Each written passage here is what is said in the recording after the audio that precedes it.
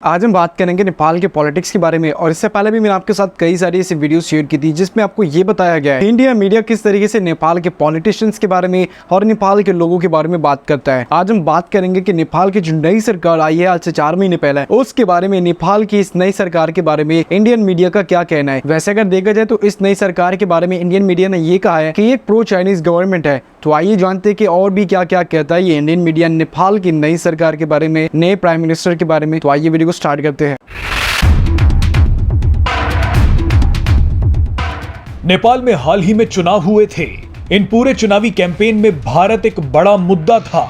सरकार हो या विपक्ष, हर रैली में भारत का जिक्र जरूर हो रहा था। ऐसा अंदाजा लगाया जा रहा था कि भारत के करीबी माने जाने वाले शेर बहादुर देवबा अपनी कुर्सी बचाने में सफल हो जाएंगे, लेकिन ऐसा हुआ नहीं। नेपाल में चुनावों के नतीजे आने के बावजूद कई दिनों तक सरकार नहीं बन पाई। इसकी बड़ी वजह किसी भी पार्टी या गठबंधन को स्पष्ट बहुमत ना मिलना था। लेकिन अब नेपाल को नया प्रधानमंत्री मिल चुका है। पुष्प कमल दहल प्रचंड नेपाल के नए प्रधानमंत्री बने हैं। नेपाल भारत के लिए कितना जरूरी है इसका अंदाजा आप इसी बात से लगा सकते हैं कि प्रचंड के प्रधानमंत्री बनने पर प्रधानमंत्री नरेंद्र मोदी दुनिया के ऐसे पहले नेता थे जिन्होंने उन्हें बधाई दी हो। लेकिन क्या नेपाल में नई सरकार आने से भारत को बड़ा झटका लग सकता है? कई रक्षा विशेषज्ञों का मानना है कि नेपाल में अब चीन समर्थक सरकार दोबारा आ गई है। इस सरकार से भारत की मुश्किलें बढ़ सकती हैं। आपको बता दें कि पुष्प कमल दहल नेपाल के पूर्व प्रधानमंत्री केपी शर्मा ओली के समर्थन से सत्ता में आए हैं। केपी शर्मा ओली वही हैं जिन्हें चीन का प्यादा कहा जाता है और इन्हीं के शासन के दौरान उत्तराखंड में भारत और नेपाल के बीच सीमा विवाद शुरू हो गया। नेपाल ने उस समय एक नक्शा जारी करते हुए भारत के 3 हिस्सों को अपना बता दिया। बहरहाल नेपाल में सरकार बनते ही चीन ने एक बड़ा कदम उठाया है और नेपाल के प्रधानमंत्री ने भी भारत को लेकर एक बड़ा बयान दे दिया है। केपी शर्मा ओली के समर्थन से पुष्प कमल दहल के प्रधानमंत्री बनते ही चीन ने नेपाल पर शिकंजा कसना शुरू भी कर दिया है। चीन ने अचानक अपने विशेषज्ञों का एक दल नेपाल भेजा है ताकि नेपाल के नेताओं को चीन की एक खतरनाक परियोजना के लिए मनाया जा सके। चीन एक परियोजना के तहत भारत को जवाब देने के लिए हिमालय के पहाड़ों में ट्रेन दौड़ाने की तैयारी कर रहा है। इसके अलावा नेपाल में नई सरकार बनते ही चीन ने 3 साल बाद नेपाल से लगती सीमा को खोल दिया है ताकि व्यापार दोबारा शुरू किया जा सके।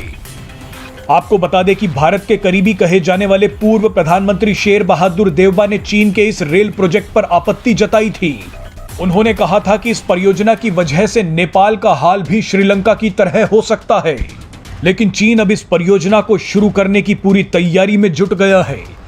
यह परियोजना बनते ही भारत की सुरक्षा पर एक बड़ी चुनौती खड़ी हो जाएगी।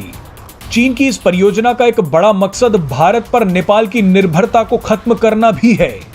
अभी तक केवल भारत का नेपाल के साथ व्यापार में दबदबा है, लेकिन चीन इस परियोजना के तहत तिब्बत को काठमांडू से जोड़ने के लिए 170 किलोमीटर लंबा रेल मार्ग बना रहा है। बहरहाल इन सभी घटनाओं के बीच प्रधानमंत्री बनते ही पुष्प कमल दहल ने भारत पर भी बड़ा बयान दिया है। मीडिया रिपोर्ट्स के मुताबिक उन्होंने कहा है कि मैं भारत के खिलाफ नहीं हूं। हालांकि उन्होंने इसके साथ ये भी कहा कि नेपाल और भारत के संबंधों को बढ़ाने के लिए दोनों देशों की चिंताओं पर बातचीत होनी चाहिए। हमने भारत के नेताओं से पहले भी बात की है और कई ऐसे मुद्दे हैं जिन पर भारत और नेपाल को एक साथ काम करना चाहिए।